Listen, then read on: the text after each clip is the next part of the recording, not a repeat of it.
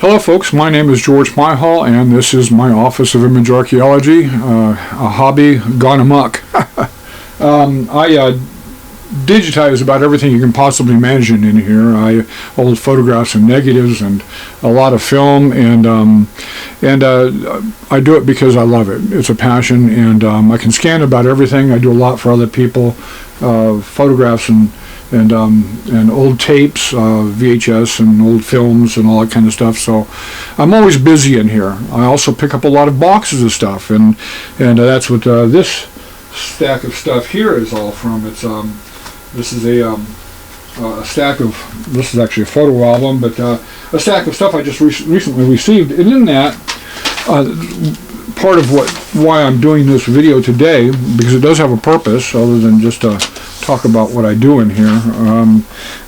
The purpose is I want to talk about voting and voter ID, because I discovered something. People are lying to us, man.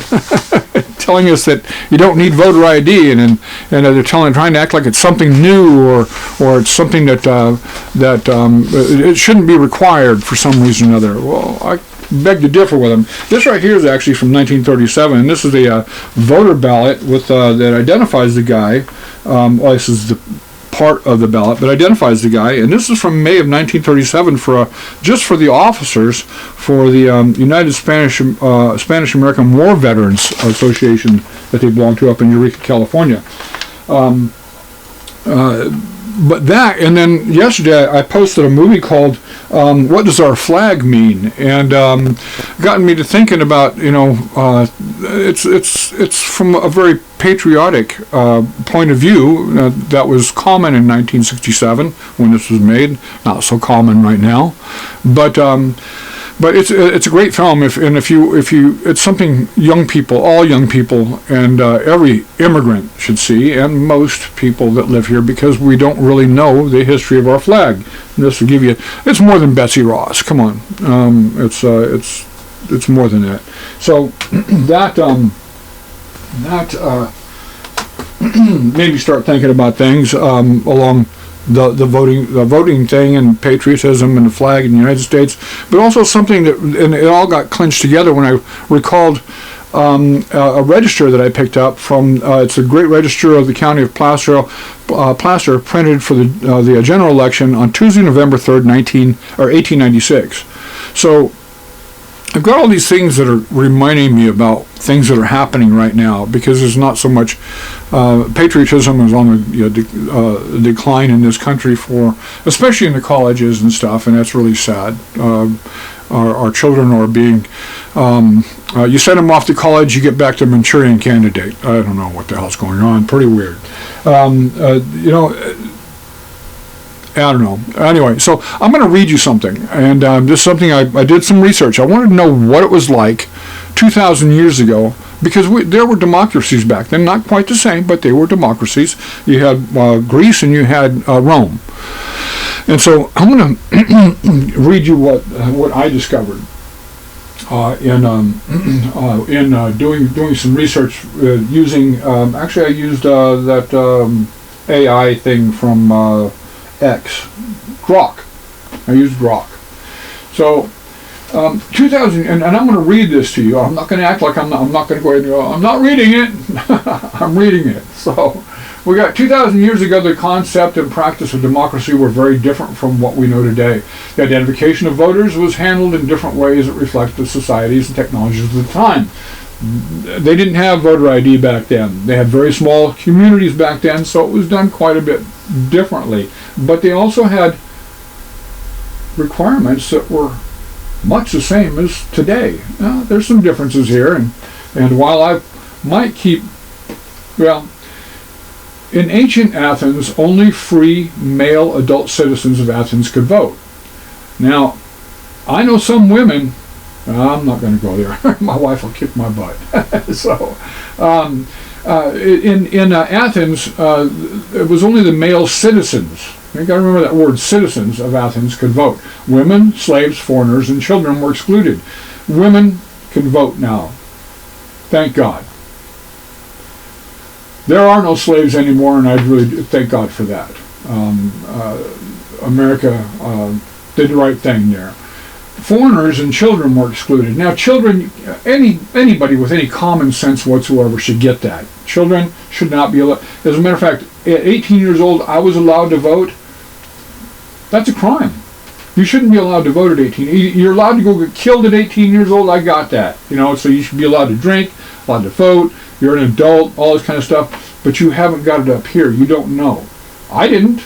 Had no idea. In fact, unfortunately, it was even far longer down the road than that before I got my political crap together. But honestly, children should not be allowed to vote. And it doesn't take a lot of common sense to realize that foreigners shouldn't be allowed to vote either. You see, foreigners don't have any skin in the game, folks. Why should I be able to go to Canada and vote in a Canadian election as an American?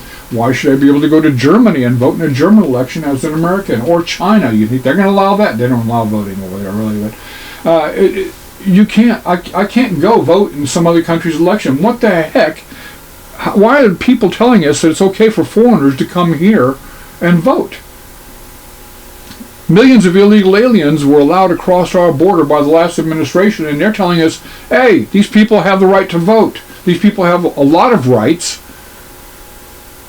I don't get, they're not American citizens. How do they get any rights? But that's for the courts to decide. At any rate, so, and I got to tell you something else. Alongside the lines of not making any money in here, that I was thinking about how many I may lose subscribers because of this, because of what I'm saying here. You know what? I don't care. If you got to leave because we have a difference of opinion, and I'm telling you the frickin' truth here, honestly, about what I'm reading here and everything, I'm telling you the truth. This all makes sense if you just bear me out to the end. But if you got to leave, have a nice day. Go watch CNN, and they'll tell you who to hate and vilify tomorrow, and you'll be feeling just right. Anyway, so citizenship being one of the key requirements to voting was determined by, and again, citizenship. You had to be a citizen to vote. You couldn't be a foreigner to vote. You couldn't be a child to vote. You couldn't be a slave or a woman to vote. We already went through that. Slave, woman. We don't have slaves. Women can vote. It's all good. Citizenship should be one of the key requirements to voting. Was determined by birth. Both the parents had to be Athenian citizens. In America, not the way anymore. You can be from any other country in the world, come here and marry an American, and then the child of those parents can be an American citizen and vote. The wife or husband, I believe, they have the right to vote. I'm not sure how that works. I don't know if they get citizenship just by being married or not. I think that's possibly the case. But if you're an immigrant coming here, as my grandparents did, and my wife's grandparents did, kudos to you. You're an immigrant, and you came here legally. You want to learn about America because you want a better life for yourself. You want to assimilate into American society, learn to speak the language, and become an American. God love you. Please do that. That's great, and I have no problem with it. Because as I said, my ancestors did that. My wife's ancestors did that, and I don't know anybody whose ancestors didn't do that. There's very few in America that have that didn't come here as an immigrant. A legal immigrant. So there were also official lists. Hey, listen, today we have a list. You register to vote and you're on a list. Nothing's changed there. That's the way it's always been. That's the way it'll always be in the end. You have to be on the list to vote. When voting, citizens often gathered in person or at a local specific public space. Identification was primarily by personal recognition because somebody knew you. It's such a small community. Somebody knew you, and within the community, supported by the official lists.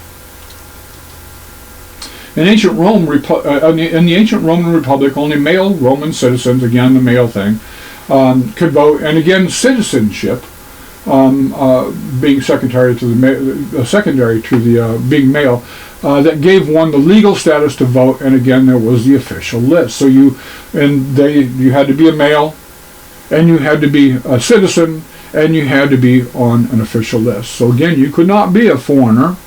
You couldn't, it doesn't say child here, but I suspect that's probably the case. They're smarter than what we were, what we are apparently. And so for the purpose of identification, voters were organized into tribes. At the time, their names were recorded in official registers at assemblies, officials, or magistrates, and we know what magistrates are, could check eligibility sometimes for roll call or by presenting a token. In summary, voters were identified by citizenship, was usually determined by birth and official records and official lists. Personal recognition and community knowledge played a large role as populations were smaller. As I said, much smaller populations. You didn't need voter ID back then, but you did have some sort of identification. So, and you got people who say, "Hey, that was 2,000 years ago. That doesn't matter. Today is today. This is the future. We don't need voter ID." I'm only going to go back, 129 years to 1896, and I'm going to show you this register. Now, okay, so yeah, this is 100 and some odd years ago, and again, things have changed, but not that damn much, because people had common sense then. They had common sense back there in the Roman days, 2,000 years ago, before Jesus, stepped on earth. So you got that, and I'm going to go ahead and I'm going to switch this on over, and all right, there we go. All right, so we got this official register that was done for the November. It was done on November 3rd for the November 5th election, I guess, in 1896. Let me get that back here, and we're going to go forward a few pages because I'm going to skip some of these other precincts because I'll go to Auburn here because more people will recognize Auburn. Let's go to somebody interesting here.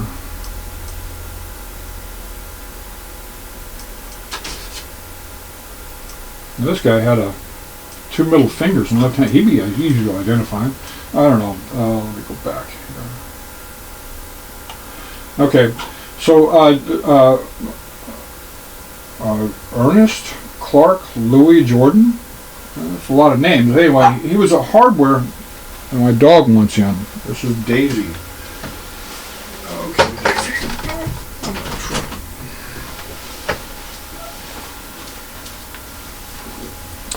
Okay, the dog wanted him. All right, so he was this gentleman was I lost where I was at. Oh, he was a hardware delivery boy, 27 years old. He's 5'11". He has light complexion, dark blue hair, dark blue eyes, and light brown hair. Now, if that's all you had, it's kind of like you have what you had, and that's all you could do, really. But then it goes on further. In this case, this guy had a birthmark on the base of his right thumb, and you could identify him by that as well. So they had that information, and he was born in Illinois, and he lived in Auburn, the precinct of Auburn, number 1, and Auburn Post Office was his post office, and he was naturalized because he's an American citizen. He's born in America, and he could read, write, and all that good stuff, and then it gives you the registration. Why that whole registration? But gives you the registration date when he registered. I didn't catch that all in that scan. This is one where I did catch it all. Yeah. Okay. So he was registered July 8th of 1896. So it gives you all that information. You come down and let's see here. We got. This guy was, this person came from Switzerland, but they were naturalized by virtue of their father's nationality. This person was naturalized in 1868 in the county court, and at Wahish, I don't know, county, Iowa. So the point, my whole point with this is that this is much like the Romans did or the Athenians did. They had a list. And this list described who you were. We have more information, I think, here than probably what they had on theirs. Maybe they had more information. I've never seen one of their lists. Don't know what it looked like. But we have a list right here. And the people in Placer that were going to go ahead and at the polls would look at this list and look at this person. They had something to go off of. They didn't have voter ID, but that's the best they could do, and they did it. Today, we have voter ID. We have driver's licenses. We have passports. We have all kinds of things. So that would be your voter ID. It's got a picture of you, identifies who you are. The person at the polls looks at that, identifies you as being you, and gives you a ballot. Explain to me how that's wrong? Oh, you can't? No, I couldn't either. Well, let me go ahead and put it to you this way. There's a reason for that. There's a reason that a particular political party is pushing this agenda. You see, during the last administration, millions of people were brought here to the United States, allowed to come through our borders illegally. In fact, they fought to make that possible. They went to court, to the Supreme Court, even in some cases for stuff happening in Texas, to allow that to happen. And when we called them on it, and they finally, toward the end of the administration, because they wanted to try and win the presidency, they stopped at the border and instead started flying them over in airliners. So it never really stopped. But we have millions of illegals entering this country. And you might wonder why why would they do that? You think, do they really care about those people? Do the people that allowed this to happen, do you think for a second that they really care about the illegals that they allowed to come over here? They don't know these people from Adam. They do know that a lot of them have criminal backgrounds. A lot of them are, well, let's put it this way. If you came from Haiti, if you had people coming from Haiti, and Haiti, these people don't even know what a toilet is. I'm not exaggerating. Most of the people they brought here from Haiti do not know what a toilet is. They go outside and use the bathroom because they don't know what that thing is with the little white porcelain thing. They don't know what that is. You cannot take. I mean, yet you can bring them here and you can turn them into an American eventually, but it's going to take a long time, and it's going to take a lot of money, and it's going to come out of our pockets, our taxes, to do this. Now, for the reason of bringing them here in the first place, they were brought here to create a political voting base. Because if you feed somebody, well, let's put it this way: if I got birds that I've been feeding out front for probably a couple of years. It started out with maybe a dozen birds. Now there's probably 100 that hit that feeder every day. Because I keep feeding them. If I stop feeding them, they'll go away. It's the same thing with these illegals that we brought in. It's the same kind of thing. We're feeding them, we're housing them, we're giving them medical, we're giving them jobs, we're giving them all these things, and they're going to stay here, but who are they going to vote for? They're going to vote for the people that brought them here that are giving them all these things for free. They have no skin in the game.